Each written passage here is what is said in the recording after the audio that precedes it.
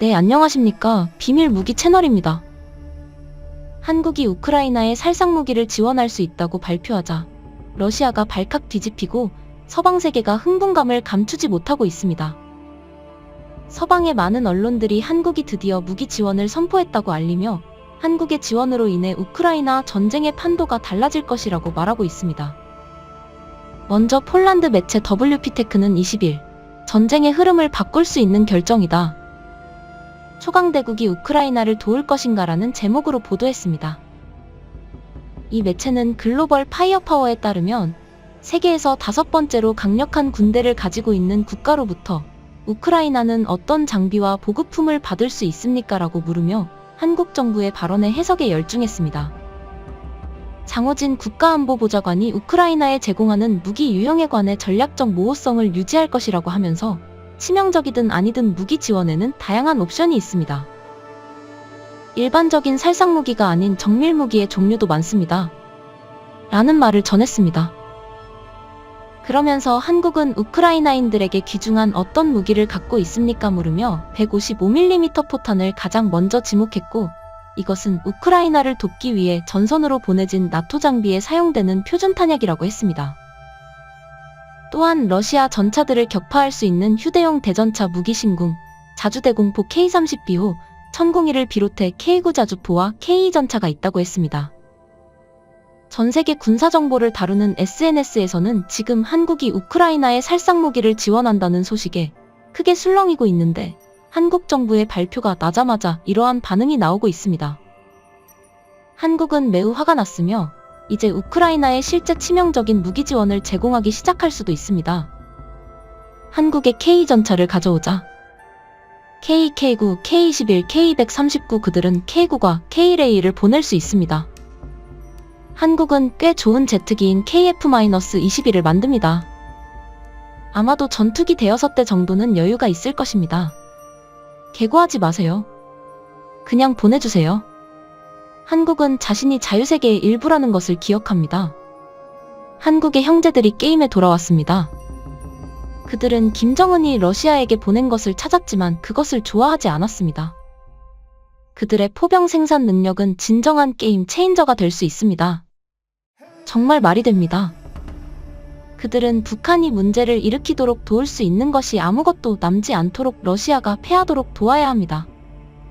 군사에 관심이 많은 서방세계의 네티즌들은 한국이 살상무기 지원을 할 수 있다고 하자 환호성을 치며 많은 요구들을 했습니다. 또 한 네티즌이 한국은 105mm 포탄을 풍부하게 보유하고 있습니다라는 글이 눈에 띄었습니다. 한국이 과연 어떤 무기를 전달할지 대한 궁금증이 커지는 가운데 한국이 제공할 수 있는 흥미롭고 실용적인 옵션 중에 105mm 포탄이 있습니다. 원래대로면 이걸 쓸 M101 계열가 2000여 문에 달하지만 대부분은 퇴역할 예정이고 K105A1로 개조되어 자주화되는 물량은 많이 잡아도 500문이 채 안됩니다. 게다가 우리 군에서 K105A1은 기존의 박격포를 대체하는 성격이 강하고 포병의 주력은 압도적으로 155mm인 만큼 전시 탄약 소요도 155mm에 비해 상대적으로 적습니다. 지금 약 340만 개의 105mm 포탄이 재고로 있는데 우크라이나는 10%만 받아도 굉장한 양이라고 했습니다. 지난 4월 우크리아나 국방부의 요청으로 인해 미국 싱크탱크 전략국제문제연구소 CSIS가 한국산 105mm 포탄 지원을 제언하기도 했습니다. 우크라이나 국방부는 지난 3월 러시아와 협력하는 북한을 예로 들며 한국에 패트리엇을 제공해달라고 요청했습니다. 하지만 우리 정부는 살상 무기는 지원하지 않는다는 기존 입장을 재확인하며 거절했습니다. CSIS는 보고서에서 한국이 미국을 통해 105mm 포탄을 우회 지원하면 미국이 155mm 포탄으로 상환해주는 방식을 제언했습니다. CSIS는 한국이 여유있게 사용할 수 있는 포탄은 105mm라며 한국이 보유한 340만 개 포탄은 우크라이나가 운용하는 모든 105mm 곡사포와 호환된다고 분석했습니다. 당시에 한국은 거절했지만 이제는 무려 340만 개의 105mm 포탄이 우크라이나 전장으로 갈 수 있다고 보고 있습니다.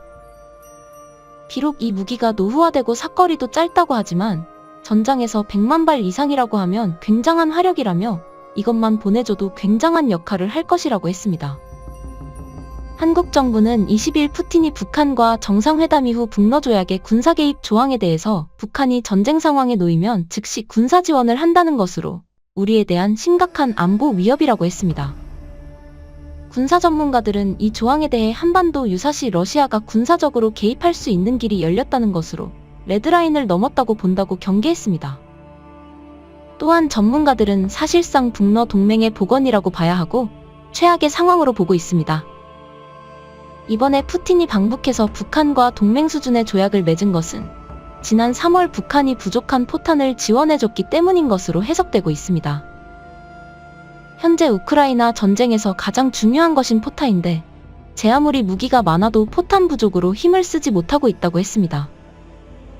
이에 지난 3월 북한이 포탄 150만 발 이상을 러시아에 보내줬고 이것이 현재 전세를 바꾸는데 큰 힘이 되었다고 했습니다. 하지만 이 150만 발은 북한이 1970에서 1980년대 생산한 50년이 더 넘은 포탄으로 노후화로 인해서 무려 절반가량이 제대로 작동하지 않았습니다. 북한제 포탄을 먹다가 러시아군의 전차가 자폭하는 사고가 발생해 처참한 몰골이 공개되기도 했습니다. 군사 전문가들은 북한산 탄약은 조기 폭발로 인해서 자주포 등 러시아 무기가 파괴되거나 손상되는 사고가 증가했다고 했습니다.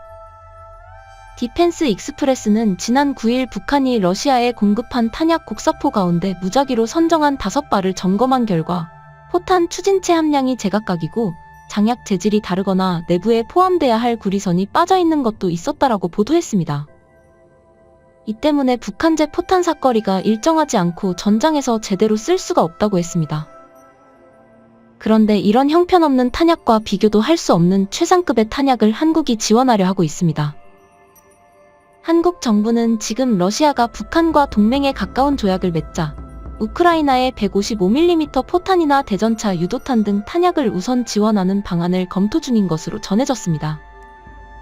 지난해 유출된 미국 행정부의 비밀 문건에 미국이 한국에 155mm 포탄을 요청하면 어떻게 대응할지를 놓고 김성한 전 국가안보실장과 이문희 전 대통령 외교비서관이 논의한 내용이 담겨 있었습니다. 그만큼 지금 서방의 무기 지원 요청은 강경한 수준으로 해석되고 있습니다. 그러나 한국은 당시 러시아를 규탄하면서도 인도적 지원 방침을 굽히지 않았는데 이제는 상황이 달라졌습니다. 현재 우크라이나 전장에서 가장 필요로 한다는 155mm 포탄을 가장 많이 가지고 있고 가장 빨리 생산할 수 있는 나라가 한국입니다. 한국은 포병 전력에 모든 걸 쏟아붓고 있어 국방부를 포방부라고도 부를 정도인데 한국은 155mm 자주포 최대 운용 국가가 되었는데 견인포 포함 155mm만 해도 3,000문이나 됩니다. 155mm 포탄은 우크라이나 전쟁에 모두 보내져 고갈되어 최근 4배까지 가격이 뛰었는데 한국은 공식적으로 알려져 있지 않지만 300만 발이 넘는 양을 비축하고 있는 것으로 알려져 있습니다. 유럽이 1년 동안 생산할 수 있는 탄약 생산량이 30만 발에 불과한데 한국의 보유량은 엄청난 수준입니다. 나토 회원국은 재래식 무기 생산시설이 거의 없고 미국도 첨단 무기 생산시설에 집중하면서 재래식 무기를 등한시에 155mm 포탄 생산량이 한 달에 1만 발밖에 되지 못한다고 했습니다. 그래서 미국과 유럽은 한국만 바라보고 있었는데 푸틴이 지금 서방 세계의 염원을 이뤄준 꼴이 되었습니다. 한 해외 네티즌은 푸틴이 절대 건드리면 안 되는 한국을 건드렸다며 스웨덴과 핀란드를 나토에 몰아넣은 후 러시아 대전략가의 차기작이라고 비꼬아 말했습니다. 현재 한국의 풍산 설비에서 생산할 수 있는 탄약량이 월 20만 발 정도로 보고 있는데 일각에서는 한국은 부울경의 중공업공단과 전남화학공단에서까지 찍어내면 일주일에 전 세계가 쓸 수 있는 양을 생산할 수 있을 정도의 능력을 가지고 있다고 말하고 있습니다. 푸틴은 한국이 우크라이나에 살상무기를 공급하면 실수하는 것이라면서 그렇게 되면 북한에 초정밀 무기를 공급하는 것을 배제하지 않는다고 언급했습니다. 푸틴은 자신이 한국에게 해서는 절대 안 될 레드라인을 넘어놓고 또다시 건박을 했습니다. 만약에 한국이 포탄을 지원하고 푸틴이 또 잘못된 판단을 한다면 러시아가 정말 원치 않았던 한국산 포탄과 더불어 최강 무기들이 러시아 군대를 초토화시키는 장면을 보게 될 것이라고 말하고 있습니다. 서방세계는 게임체인저 한국의 참여를 적극적으로 환호하고 있습니다. 시청해주셔서 감사합니다. 영상이 도움이 되셨다면 구독과 좋아요 부탁드리며 다음에 더 유익한 영상으로 찾아뵙도록 하겠습니다.